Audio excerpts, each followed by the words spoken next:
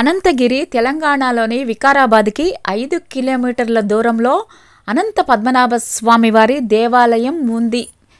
ఇది అటవీ ప్రదేశం. శ్రీ మహావిష్ణువు పానుపైన ఆదిశేషుని శిరస్సు 7 కొండలలోని శేషాద్రి అని, నడుమ భాగము అహోబిలమని, తోక భాగము అనంతగిరి అని చెబుతారు. అంతేకాదు హైదరాబాద్ ప్రాంతంలో ప్రసిద్ధి చెందిన ముచికుంద నది అంటే మూసీ నది జన్మస్థానం ఇక్కడే.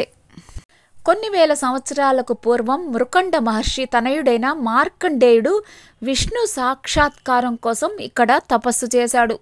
కలియుగ ప్రారంభమున శ్రీ మహావిష్ణువు మార్కండేయ మహామునికి దర్శనాన్ని ఇచ్చి అతని కోరికపై ఇక్కడ సాలగ్రామ రూపంలో వెలిశాడు. మార్కండేయ మహర్షి కాలంలోనే ముచుకుందుడు అనే రాజర్షి ఉండేవాడు. ఆయన ఒకసారి చాలా సంవత్సరాలు రాక్షసులతో యుద్ధం చేసి వారిని ఓడించాడు. బాగా అలసిపోయి ఉండటంతో భూలోకంలో తాను అలసట తీర్చుకోవటానికి సుఖంగా కొంతకాలం నిద్రించేందుకు అనువైన ప్రదేశాన్ని చూశాడు. తనకు నిద్రాభంగం చేసిన వారు తన తీక్షణ దృక్కులతోటి వెంటనే భస్మమైపోయేట్లు వరాన్ని ఇంద్రుడి నుంచి పొందాడు.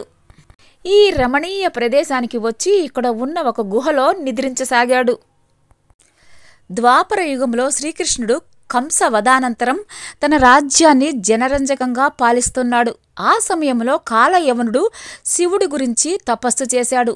ఏ ఆయుధం చేత తను చంపబడకుండా ఉండేట్లు వరాన్ని పొందాడు.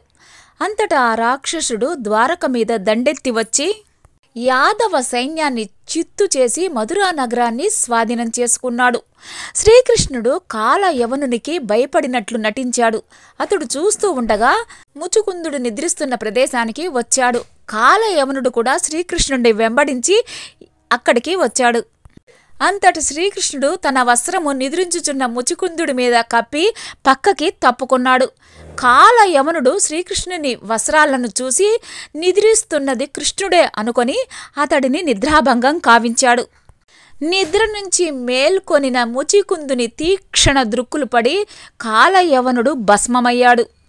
అప్పుడు ముచికుందునికి శ్రీకృష్ణుడు ప్రత్యక్షమయ్యాడు. ముచికుందుడు శ్రీకృష్ణుడి పాదాలు కడిగి ధన్యుడయ్యాడు.